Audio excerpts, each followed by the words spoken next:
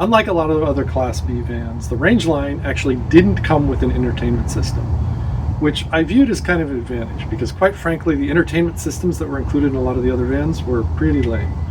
Very small TVs, kind of limited set, and I wanted to put my own system in that would work for my setup. So this project is all about putting together an entertainment system.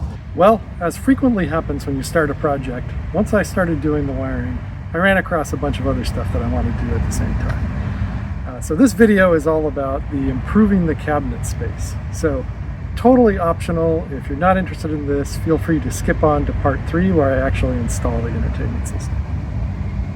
Hopefully I won't have to pull these cabinet backs off too many more times. They're quite a pain to get off. As you can see, the cabinet here actually has a lot of wasted space in the back. There's a couple inches in the back, and this angle unnecessarily cuts off a lot of space in the van. You can also see in this cabinet there's, again, a lot of wasted space. Not quite as much as in the back cabinet because this roof vent does stick out quite a ways, and I'll have to take that into account. But even taking that into account, let's say I moved it up like that, out of the way, I should be able to push the back of the cabinet quite a bit deeper and gain a lot more storage space. Like the rear cabinets, I'm noticing that these front cabinets have a lot of wasted space, especially this aft cabinet here above the back seats. There's this thing that sticks out, and because of that, they basically pulled out more than half of the space available for the cabinet back, and they've angled it back all the way here, so they're wasting a ton of space. So I think by redoing the cabinet back, I should be able to just kind of go around this bump and gain another good 4 inches of depth on the cabinets here. I'm also taking all the wires, which were just hanging loose down below, and I've zip tied them up where they'll be out of the way and give me more room for the cabinet. As long as I've got the cabinets off while running wire, I thought I might as well take advantage of the opportunity to do something I've been meaning to do and address the space wastage in these cabinets. You can see that the backs that they had in place, actually in the case of this aft cabinet over the table, are wasting about half the space just because they have to avoid this little bump in the back. They just angled everything to avoid that, and that wastes a lot of the space. So I think I can make a new cabinet back that will be much more efficient. What I'm going to do is I've cut out a little cardboard cutout model of a little box I want to build. I'm going to use ABS plastic to build this box and just kind of screw it in right here.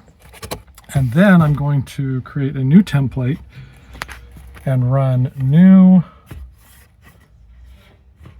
wood strips along the back here that I can screw a new back to that will angle back much more steeply closer to the wall and then go pretty much straight down.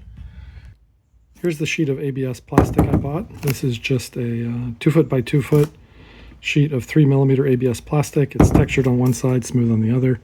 I'm going to cover it with a felt backing to match the bottom of the cabinet anyway. So I took my cardboard mold and just scribed it into the surface of the ABS. I'm just going to use a jigsaw to cut it out. And then ABS you can thermoform. So I'm just going to take a heat gun, heat this up, and bend it over a straight edge to make the folds that I need to form a box. Here's the ABS piece cut out.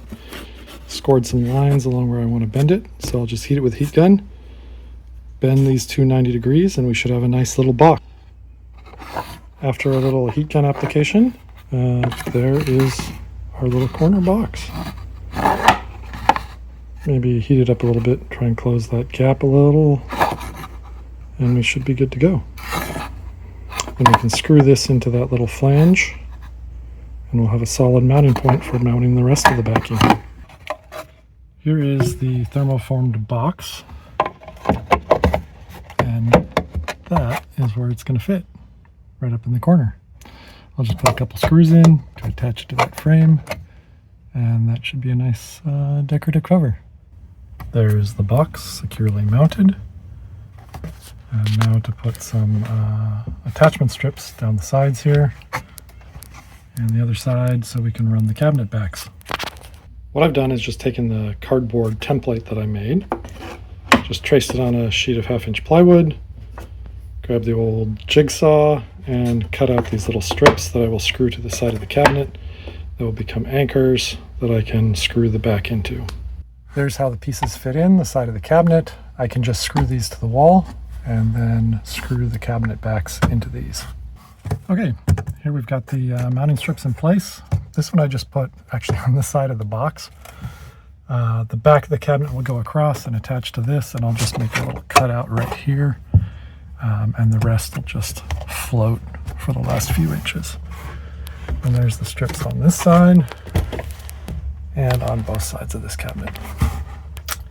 Now, just for kicks, I'm going to put some extra insulation in the back here to help keep the van warm and or cool. For this cabinet, where I'm going to mount the 12-volt car adapter, I realized the cabinet backing is probably not going to be too stiff, and because you're going to have to press things in, it's probably going to need a little bit more support. So I went ahead and created this little ABS plastic frame. This is the final material I'm going to be working with for the cabinet backs. This is the closest thing I could get to the material that Airstream had used for the original cabinet backs. This is expanded PVC foam core board, 3 millimeters thick. It has a decent amount of flex, but it's still very stiff. So I think this is appropriate for use for the cabinet backs. I got the 24 by 48 inch sheets, which should be enough with 2 of these to replace all of the cabinet backs that I need to. I cut out a template here in foam board. I'll probably just use regular cardboard because this stuff is expensive in the future, as a template of what I need. Now, the cabinet backs that Airstream originally had were fairly difficult to get out. You kind of had to bend the corners and stuff to get them out. I found that by installing them as 2 pieces, you can actually get them out without doing any bending. You can slide them in pretty easily. So I'm going to start with that approach and see if that works. The drawback of having 2 pieces means that there is going to be an actual seam in the cabinet backs, which if you push, you could potentially poke your finger through. I think I might get around that by either having some flexible adhesive on the backs that tie them together, or put something else behind it so that the backs won't flex. That's it. That is, of course, if this is going to be a problem. If it actually isn't a problem, then I just won't worry about it, because it's a whole lot more convenient to take these things out in 2 pieces than just have the one. Following a similar pattern to the back, I've just cut out a cardboard template here. For the aft cupboard, I'm going to use the same template because I use the same profile as the front cupboard, but I just have to cut a notch out it for this box right here. So it's going to sit like that, and you can see how much extra cupboard space is going covered here. Here's the front cabinet all screwed in and solid. Feels about the same as the previous cabinets. It's got a protective cover on over a black finish. And here's the rear cabinets. Same thing. I've just got them blanked in for now with the protective covering on. You can see here's the new adapter. This cabinet over the sink is going to present a bit of a challenge. You can see that it's actually really deep right here, but then there's a bunch of frame stuff for the door on the forward part. So if I want to extend it, it's going to be a little asymmetrical. But I think I'll go ahead and do it. It's definitely worth it to get the extra space over here. Deep cabinets are something that the Rangeline is extremely lacking in. Here's my solution for the cabinet under the sink.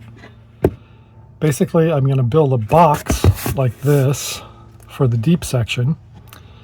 And on the side right here, I'm going to just have the cabinet farther back than it was, but still much farther forward. Mounted on this strip right here, have a similar angle right here, and then the cabinet front will come down this way. Converting the cardboard blanks now into actual pieces. I just took some of the ABS, made some extra flanges on it, and thermoformed it so it will fit nicely like this. You can screw the back of the expanded foam PVC into that and then give it support. And then this flange here will be for the other side of the expanded foam PVC, which will be coming in right here. Here is the final installation of the cabinet. You can see we've got felt that mostly matches. Unfortunately, there's a little bit of a seam because these felt pieces just came in 1 foot square, so you can have to patch them together. But generally speaking, that's not noticeable with the typical lighting that you can have in the cabinet here. The aft cabinet here above the bench seat is probably the one that has the most significant change in usable space. You can see here on the floor, I actually had to add another little felt patch piece here to patch it in. The previous cabinet back took up almost half of the usable cabinet space by the time it got to the aft end of the cabinet here. Here's the final cabinet over the sink. I've pushed this back a couple inches to get more space here, but pushed this back about 4 inches here. So there's a lot more storage space in this region. Overall, the cabinet project, I mean, I did reclaim a lot of space. There's no question these cabinets are much bigger than they were before, much more usable. But it was a lot of work, much more than I expected. In retrospect, would I do it again? Probably not, because quite honestly, we're not short on storage right now. We have lots of available storage room. And it took me, many hours of work to get these things looking right. They look great. They look like they came with the stock cabinets, and everything matches perfectly. But overall, I would only recommend doing this if you really are pinched for storage space.